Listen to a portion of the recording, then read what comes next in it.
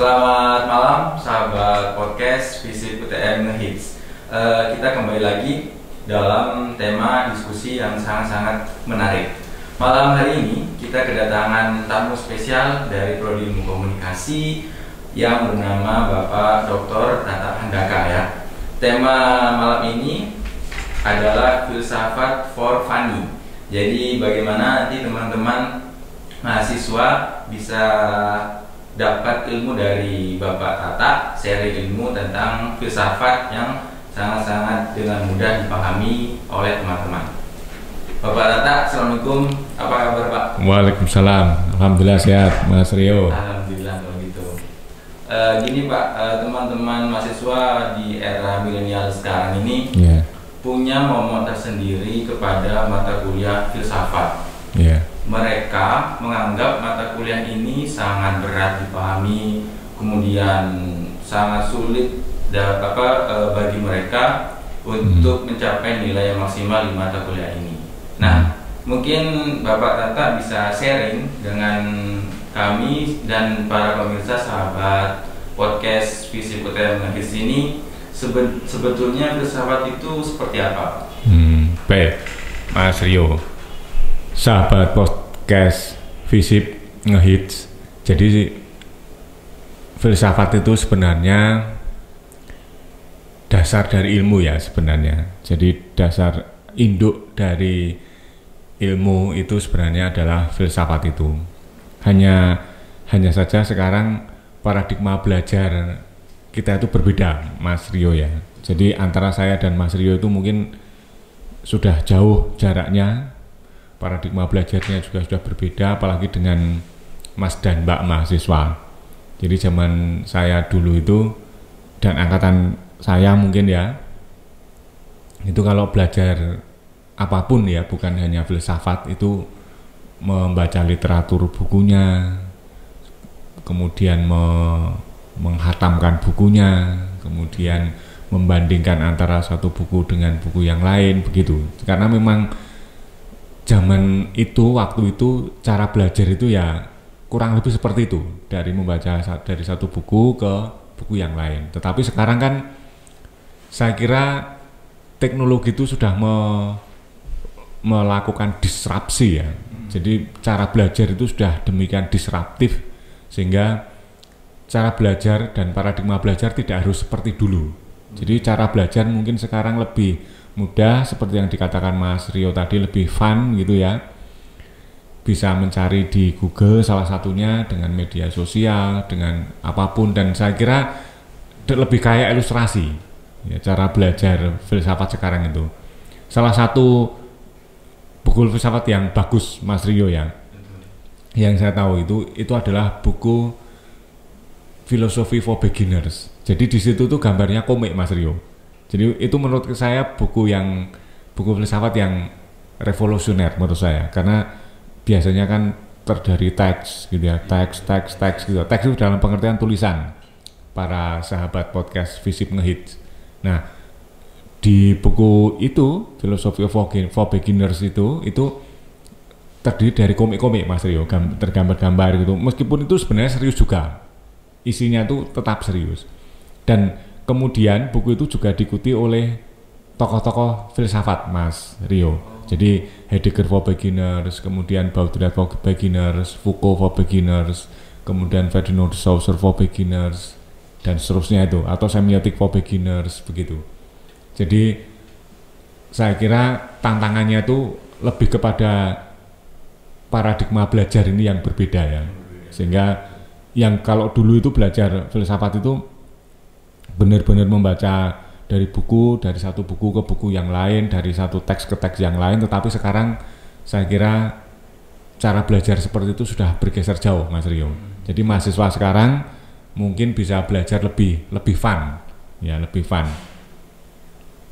terhadap materi filsafat ini, karena memang mahasiswa, karena ini mata kuliah wajib ya di Prodi Ilmu Komunikasi FISIP UTM, sehingga mahasiswa sebenarnya bisa belajar filsafat itu lebih enjoy ya, lebih fun, lebih menyenangkan, dan tidak ada lagi alasan bahwa belajar filsafat itu sulit. Gitu Mas Rio. Ya baik Pak. Lalu secara sederhana saja mungkin filsafat itu gambarannya seperti apa Pak di dalam concern prodi kita ini? Ya, jadi sebenarnya kalau filsafat ilmu yang kita pelajari itu ya Mas Rio ya, di mata kuliah kita itu kan satu-satunya mata kuliah filsafat di prodi kita ya, filsafat ilmu. Itu secara sederhana itu mempelajari tiga pilar filsafat ilmu itu. Yang pertama adalah ontologi, kemudian epistemologi dan aksiologi. Ontologi itu sederhananya begini Mas Rio. Ontologi itu adalah hakikat ada atau eksistensi ada terkait dengan satu bidang ilmu. Jadi kalau misalnya kita membicarakan ilmu komunikasi misalnya, maka ontologi ini menanyakan terkait sebenarnya apa objek matter gitu ya, objek kajian dari ilmu komunikasi. Ya.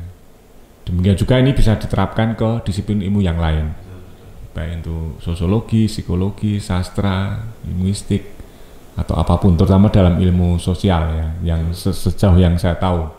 Ya.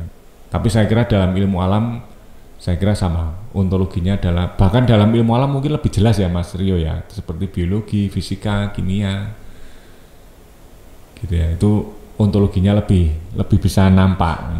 Nah persoalan filsafat itu nampak sulit itu karena kan ini membutuhkan abstraksi persoalannya itu. Filsafat ilmu itu kan membutuhkan abstraksi, apalagi untuk ilmu komunikasi. Ya, membutuhkan abstraksi, membutuhkan pengandaian gitu ya, terkait dengan objek yang dikaji dalam ilmu komunikasi. Secara sederhana bahwa ontologi dalam ilmu komunikasi kan penyampaian pesan dari komunikator kepada komunikan, salah satunya yang melalui channel tertentu, kemudian dengan efek tertentu, dengan media tertentu gitu ya. Saya kira formula Lasswell itu bisa sangat membantu untuk memahami ontologi, filsafat komunikasi itu, filsafat ilmu dalam kaitannya dengan ilmu komunikasi. Kemudian yang kedua epistemologi itu gini Mas Rio, setelah kita mengetahui hakikat ada, setelah kita mengetahui objek materinya itu apa, setelah kita mengetahui objek kajiannya itu apa, maka pertanyaan yang kedua adalah metode apa yang kita gunakan untuk mengetahui objek matter tadi, untuk mengetahui objek kajian tadi, untuk mengetahui objek kajian dalam ilmu komunikasi. Itu pertanyaan epistemologis. Nah, metode ini bisa bermacam-macam. Ya, bisa bermacam-macam. Nah, ikhtiar ini itu akhirnya akan sampai kepada pertanyaan yang ketiga, yaitu nilai apa yang kita dapatkan setelah kita melakukan ikhtiar ilmiah ini. Nah, pertanyaan terkait nilai apa yang kita dapatkan, kemudian manfaat apa yang kita dapatkan dari seluruh ikhtiar ilmiah ini, itu disebut sebagai aksiologi. Ya, pilar ketiga. Yang pilar ketiga itu adalah aksiologi.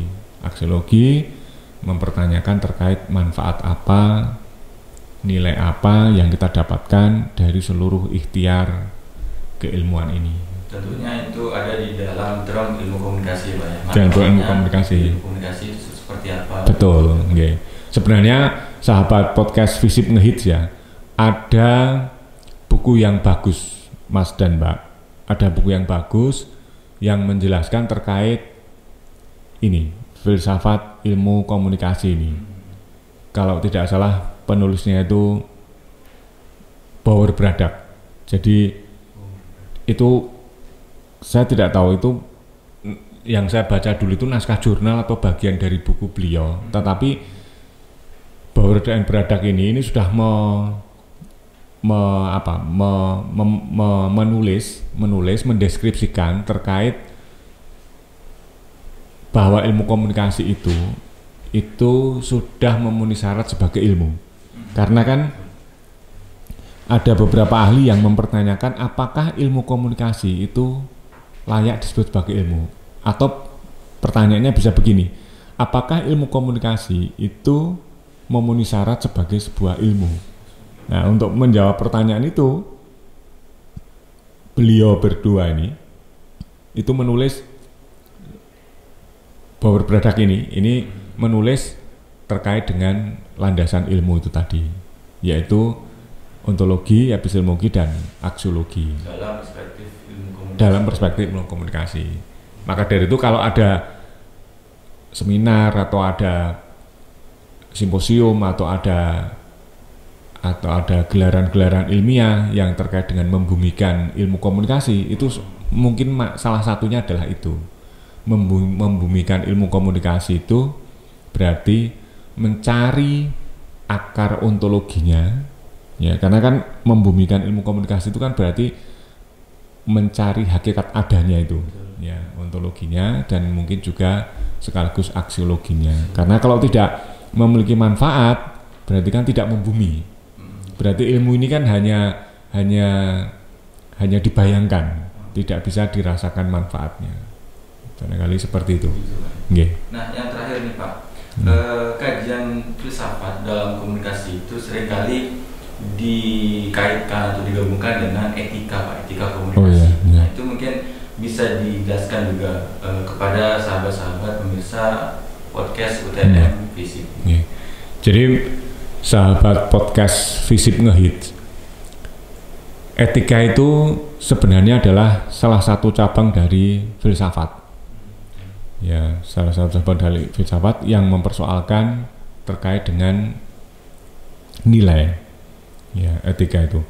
Maka dari itu di dalam kajian filsafat komunikasi itu ada sub pokok bahasan di situ itu yang membahas terkait dengan etika komunikasi. Ada konsep yang berdekatan Mas Rio dengan etika itu. Pertama etika, terus kemudian etiket, ada juga kan etiket, terus kemudian norma, terus kemudian adat, terus kemudian tatanan, dan seterusnya itu. Tetapi etika menjadi kajian yang sangat sentral dalam filsafat karena dia menjadi salah satu cabang dari filsafat. Maka dari itu biasanya di dalam salah satu sub pokok bahasan filsafat ilmu itu memasukkan etika. Ya, etika, di mana etika itu dalam praktiknya itu memang bisa dijadikan sebagai ukuran untuk menilai apakah tindakan komunikasi kita, apakah praktik komunikasi kita itu memiliki nilai etika atau tidak. Gitu, salah satu implikasinya seperti itu. Yeah. Lalu apakah ada kaitan nih Pak, ketika etika itu sudah teramu dalam proses komunikasi, itu berkaitankah dengan efektivitas suatu proses atau pesan komunikasi Pak? Ya, sejauh yang saya tahu itu mestinya berpengaruh Mas Rio, karena seringkali kan komunikasi itu bukan hanya sekedar dipahami verbalnya, ya, bukan hanya dipahami teksnya, tetapi dia itu juga memberikan dampak etis, ya kan? Berkomunikasi itu kan dampak etis, memberikan dampak etis kepada lawan bicara. Bahkan bukan hanya yang verbal, tapi juga non verbal, ya kan? Non verbal kita yang tidak menyenangkan, yang terkesan meremehkan atau tidak respect, itu juga akan mempengaruhi bagaimana proses komunikasi kita. Dan kalau itu sudah tidak klik, itu membuat komunikasi kita menjadi tidak efektif. Gitu. Maka dari itu, dan etika ini Mas dan Mbak ya, itu bisa dipelajari bersamaan dengan proses komunikasi kita. Jadi kadang komunikasi itu membutuhkan kedewasaan, ya,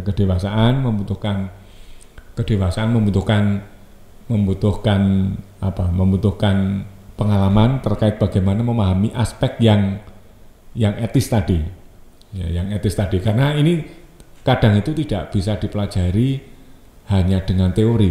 Ini kan persoalan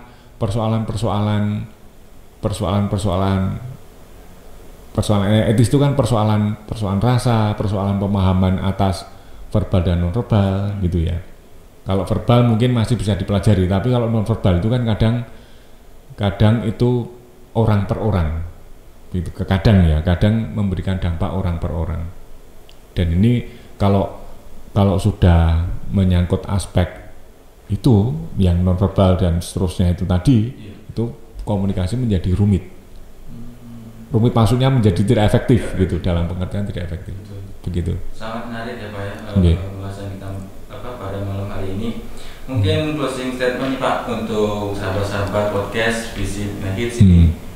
Apa kira-kira yang bisa teman-teman lakukan untuk efektif ataupun mudah belajar filsafat ini? Jadi Mas dan Mbak, sebenarnya belajar filsafat itu bisa menyenangkan sebenarnya ya. Karena seperti yang sudah kita bahas pertama tadi, paradigma belajar kita itu sudah berbeda Mas dan Mbak. Bahwa generasi sekarang yang disebut sebagai generasi apa Mas Rio? Generasi Z, generasi milenial ya. Itu generasi di mana informasi itu sangat melimpah, sangat mudah didapat. Bahkan informasi itu berada di ruang-ruang privat kita, ya kan?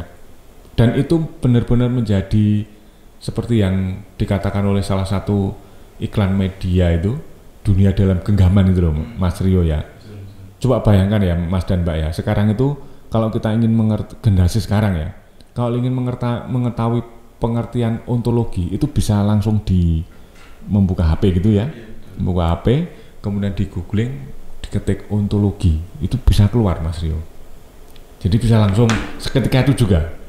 Epistemologi itu langsung tinggal diketik, epistemologi itu bisa langsung diketahui.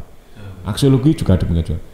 Maka dari itu sebenarnya belajar untuk era seperti ini itu sebenarnya sudah tidak ada lagi yang sulit, Mas Rio. Menurut saya loh ya, menurut saya sudah tidak ada lagi yang sulit.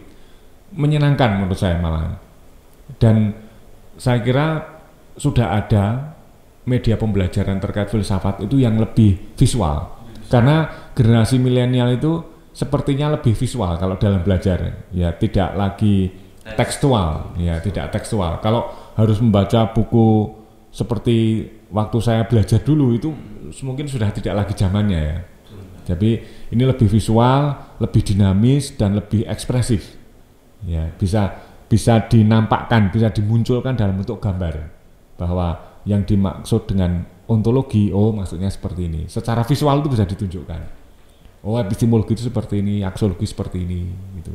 Kalau misalnya mempelajari etika misalnya, oh bisa diberikan contoh secara visual. Oh, etika itu begini. Kalau misalnya belajar terkait dengan konsep-konsep di dalam filsafat ya, misalnya tentang apa itu konsep yang lebih secara khusus tentang tanda, ya, tentang penanda, petanda, ya, sinkronik, diakronik gitu. Terkait dengan aspek komunikasi itu bisa lebih banyak medianya ya, tidak harus secara tekstual. Mungkin seperti itu Mas dan Mbak. Yeah. Baik, thank you Bapak Tata sudah sharing dengan kita pada malam hari ini. Jadi begitu teman-teman sahabat podcast Visit Ngehits. Mungkin yang pertama yang bisa dilakukan ketika belajar filsafat, hilangkan dulu rasa takut atau susah terhadap ilmu atau kajian filsafat. Karena memang ternyata sangat penting dalam ilmu kita, ilmu komunikasi, untuk mengetahui bahkan memahami lebih dalam tentang filsafat Pak ya, terkait dengan etika dan efektivitas suatu pesan komunikasi. Sampai jumpa di episode selanjutnya bersama kami. Terima kasih. Selamat malam. Assalamualaikum warahmatullahi wabarakatuh. Waalaikumsalam warahmatullahi wabarakatuh.